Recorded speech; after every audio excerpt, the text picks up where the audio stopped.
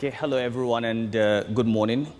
I'm very happy to be here with you and just tell you that I'm a rather dated person. I never really knew what a TEDx event was.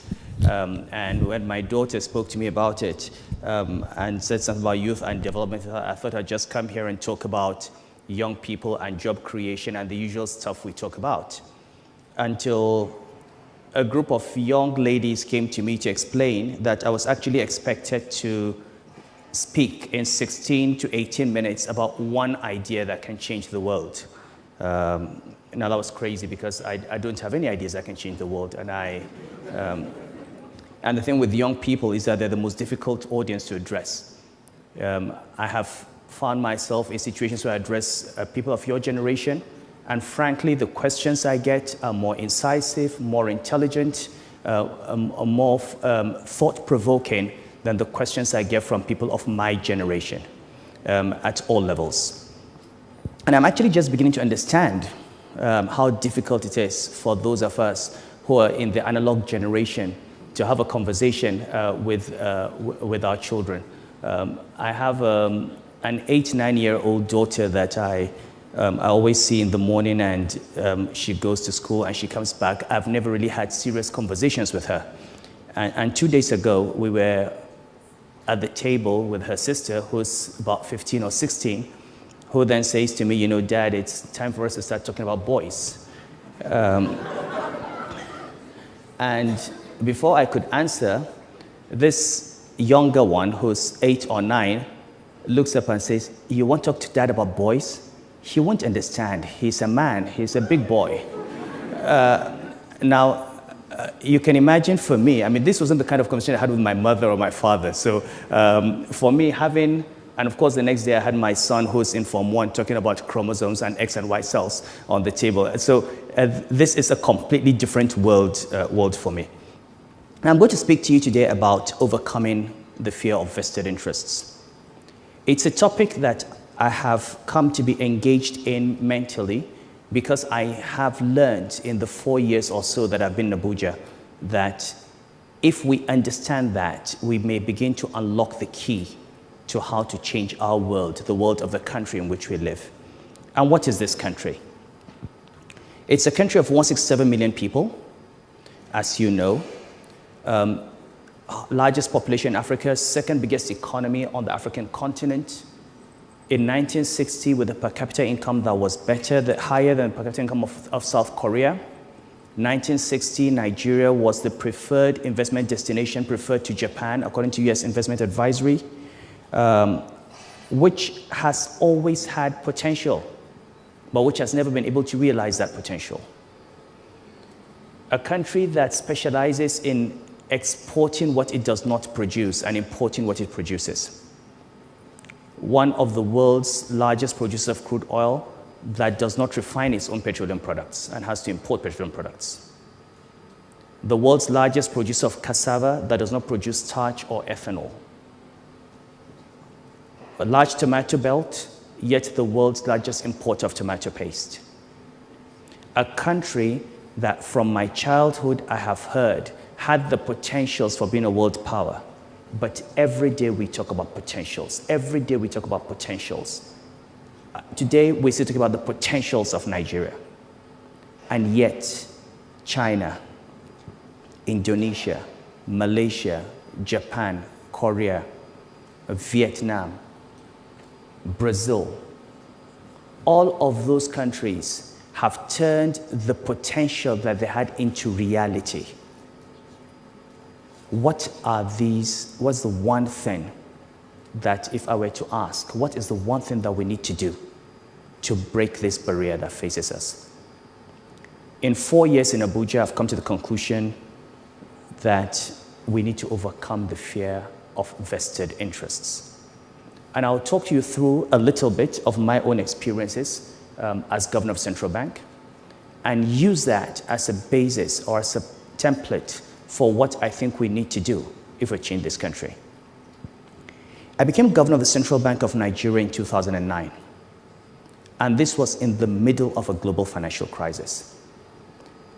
I came to the central bank knowing that banks had problems, and believing that these problems were caused by a global crisis, by the collapse in the capital market, the collapse in the price of oil, and that they would be fixed by simply addressing the normal risk management issues in banks. And shortly after I came in and when we went through investigations, I discovered that the Nigerian banking system was infested with the same corruption of the rentier system in this country. That a number of bank chief executives had taken their banks and fleeced those banks and literally taken away depositors' money to buy property all over the country, all over the world. And just like people do in ministries or in government agencies or whenever they have opportunities in all companies, the banks were themselves a site for rent seeking. The fundamental character of the Nigerian state is that for decades, since we found oil, it has existed not to serve the people, but as a site for rent extraction by a very small minority that controls political power. And it doesn't matter where this group comes from, whether it's North or South or Muslim or Christian or military or civilian. The state has always been a site for the extraction of rent, with the exception of a few years that we can think of where we've had development. And this is at the heart of the problems of the country. Now, when we discovered this, and I'll give you a few examples, and these are well known now, they've been published. You know, there was one chief executive officer that took away from her bank over 200 billion naira. Okay, that was over $1 billion. And where was this money taken to? Purchase of property. We recovered from one CEO 200 pieces of real estate in Dubai, real estate in Johannesburg, real estate on the Potomac in Washington, apart from shares in over 100 companies. And all of that was purchased with depositors' funds. We went to the court in UK on the case of another CEO. We got a judgment against that CEO for 142 billion naira, stolen from the bank, taken to buy shares and manipulate the shares of his own institution, and also transferred outside to purchase property. Now, the first CEO we were able to convict, we recovered these assets and got a 6-month sentence and sorted it out. The second CEO, we finished our case, established in Nigeria, that we had a civil case in the UK, had a criminal case in Nigeria, established the case. 2 weeks before the closing statements were made, the judge was miraculously promoted to the Federal Court of Appeal after 3 years of trial, at the very end of trial, because someone, a very popular religious leader with hundreds of thousands of supporters, carried him to political authorities, and the system that was supposed to protect depositors and handle criminals was used and manipulated to promote a judge so that he would not convict a thief. Now, this is an example and an instance of the kinds of things that happen in a country that stop a country from reaching its full potentials. But my experience with the banking reforms and how it affects the fear of vested interest was the following. After we discovered the things that happened in the banks, the critical thing we had to do was take a decision that would pitch us against powerful political and economic forces. We were dealing with chief executives that in 2009 had become invincible. They were in the seat of power. They had economic power, and they had bought political protection. They were into political parties. They had financed the elections of officers, and they believed that nobody could touch them. And every time I said it was time for us to take action, people said to me, "You can't touch these people, you'll be sacked." Or, "You can't touch these people, they will kill you." Or, "You can't touch these people, you can't do that." And I said, "You know what? we are going to take them on. And we took the decision. We're going to remove them. And you know what? We removed them and nothing happened. We're going to prosecute them. We're going to put them in jail. And we put one of them in jail. And we're going to recover these assets. Because the way the central bank operated in the past was these guys take all this money and the central bank says the bank has failed. The banks that we saved had 4.4 trillion naira in deposits. They had 8 to 10 million customers. But the government and the system has always betted on the side, has always bet on the side of the rich people. Because these 8 million customers, the old woman in Boko, or in Yenago, or in Maiduguri, who has been told to save her money, and who saved money for 40, 50 years, wakes up one day and all her savings are gone.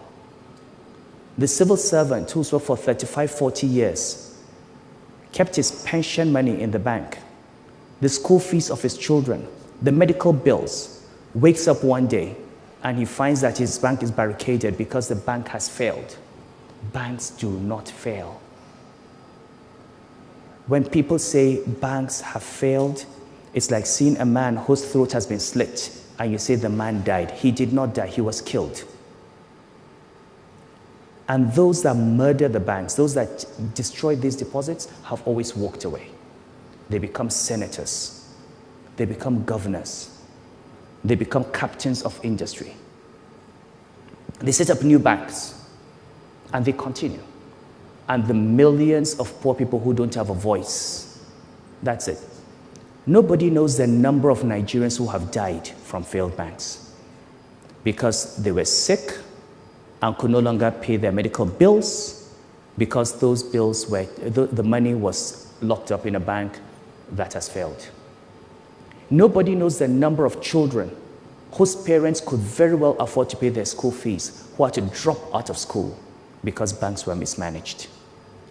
So we use this as one instance, as one example of what you can do if you're willing to confront these vested interests and deal with them and protect the poor for the first time. But the banking industry is just one part of Nigeria. What is happening in other areas? So, take the oil industry. We're talking about fuel subsidy. In 2009, this country paid 291 billion naira as subsidy for petroleum products. By 2011, this number had jumped to 2.7 trillion naira. Did we start consuming 10 times as much petrol? Do we have 10 times as many cars? Did the population of Nigeria multiply 10 times? I did not believe those numbers. I screamed against those numbers and what people screamed. Of course, we tried to remove subsidy. There was Occupy Nigeria. There have been investigations. And what did we discover? That a lot of that money never went to fuel subsidy that was consumed by Nigerians. There are people in this country that produced pieces of paper and brought to PPRA, and somebody stamped those pieces of paper and said they brought in petroleum products and actually paid them subsidy. And those pieces of paper said, I brought 30,000 metric tons on so-so ship, and we discovered that that ship was nowhere near the coast of Nigeria on that date.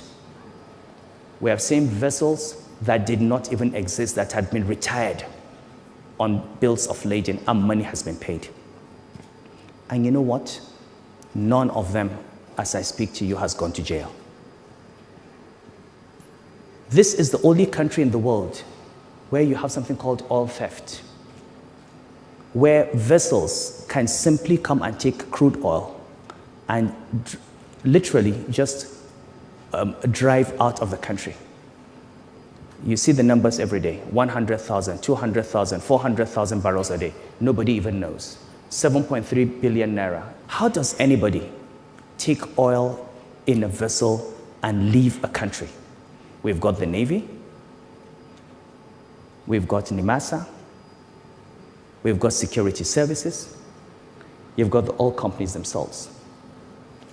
And every day we complain about the lack of development. We don't have development because vested interests continue to rape this country and continue to take the money out. And the only way you're going to move from potential to reality is to stop preaching and start asking yourself, how can we overcome the fear of vested interests and how can we confront them? And if there's one thing I learned from banking, it is that they are not to be feared. They stand on quicksand. They've got only two tools. They're not very intelligent people. It doesn't take much intelligence to steal. If they were smart, they probably would not be stealing. They'd find other things to do.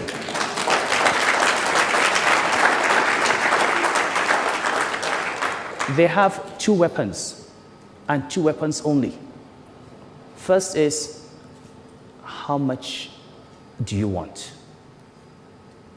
And if you don't want anything, then I'm going to destroy you. If you don't want their money, and if you're not afraid of them, you destroy them.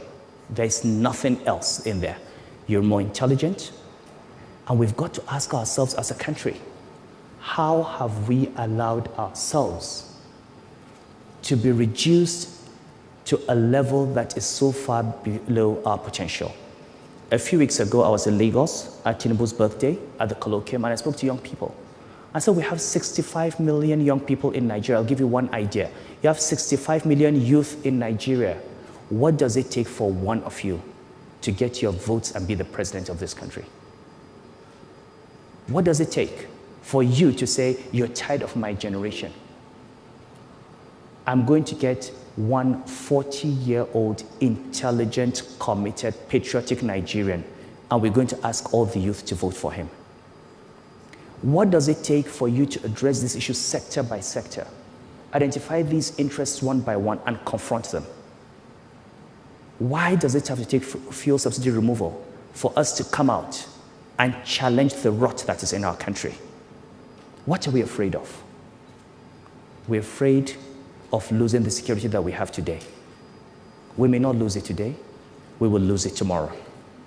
So if there's one thing I have, one message I have for every Nigerian, is to remember that the problems of this country are enormous. The solution is simple.